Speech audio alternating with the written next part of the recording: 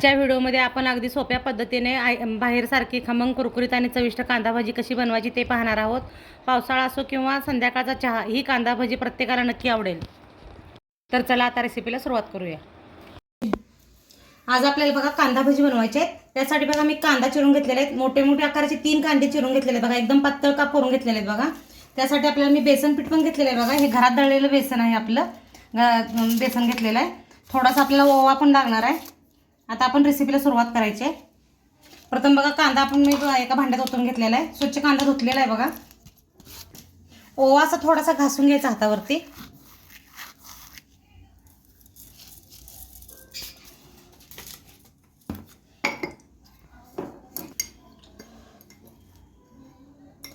चटणी आपल्याला टाकून घ्यायची आहे। तुम्हाला चटणी पाहिजे चटणी टाका किंवा भगवती वापरा किंवा हिरवी मिरची पण तुम्ही बारीक कापून घेऊ शकतायसा।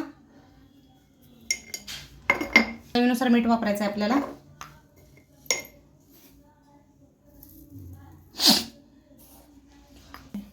आता आपल्याला पीठ घालून घ्यायचं आहे बघा।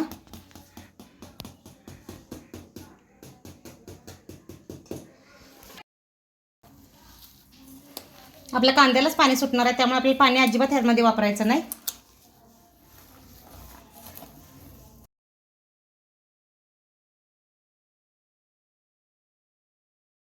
मी थोडासा खायचा सोडा घेतलेला आहे बघा।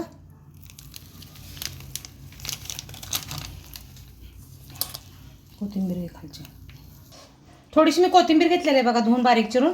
कोथिंबीर पण आपल्याला यामध्ये वापरायची आहे।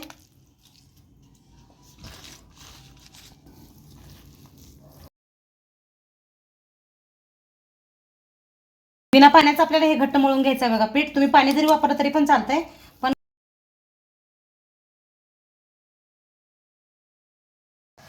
आपल्या कांद्याला पाणी सुटते त्यामुळे आपण काही पाणी वापरायचं नाही यात। मी बिना पाणी वापरताच भाजी बनवणार आहे बघा, त्यामुळे एकदम भाजी टेस्ट लागतात। अशा प्रकारे आपलं पीठ मळलेलं आहे मी। आता याला आपल्याला 5 ते 10 मिनिटं झाकून ठेवायचं आहे बघा व्यवस्थित। झाकल्यानंतर याला पाणी सुटते। आता मी गॅसवरती कढई ठेवलेली आहे बघा। आता आपल्याला भाजी तळून घ्यायची आहे, त्यासाठी मी कढईत प्रथम बघा तेल ओतून घेणार आहे।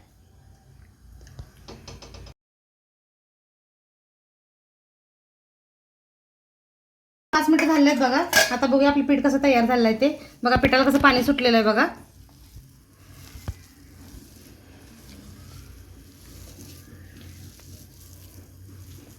छान असं आपलं पीठ तयार झालेलं आहे बघा भाज्याचं। आता आपलं तेल कढल्यानंतर आपल्याला यामध्ये भाजी सोडायची आहे। आता आपल्याला आपलं तेल कढलंय का बघायचं आहे बघा। त्यासाठी एक छोटा गोळा टाकत आहे बघा मी।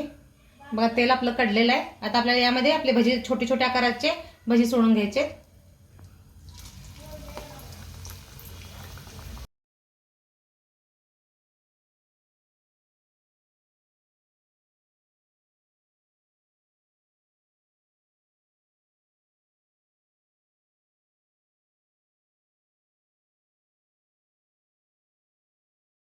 बाहेर पाऊस पडत असेल, भजी खाण्याची मजा वेगळीच असते बघा।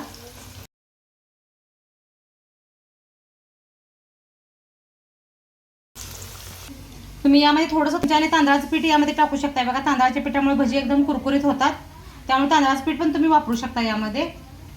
आता इकडे बघा, आता आपली भजी कशी तयार झाली बघूया। पलटी मारायचे आपल्याला असे।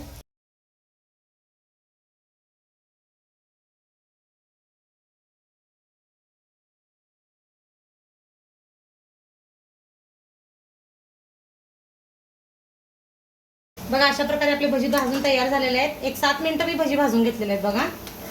आता आपल्याला एका ताटामध्ये याला काढून घ्यायचं तेल नितळण्यासाठी, आणि मी मंद आचेवरती भाजून घेतलेत।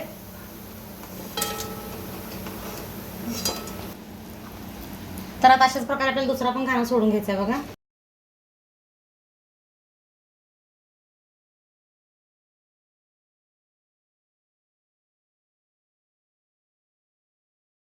बघा अशाच प्रकारे मी दुसरा पण घाणा सोडलेला आहे। आता याला पण आपल्याला एक 5 ते 7 मिनिटं भाजून घ्यायचे बघा व्यवस्थित। गॅस मंद आलाय मी।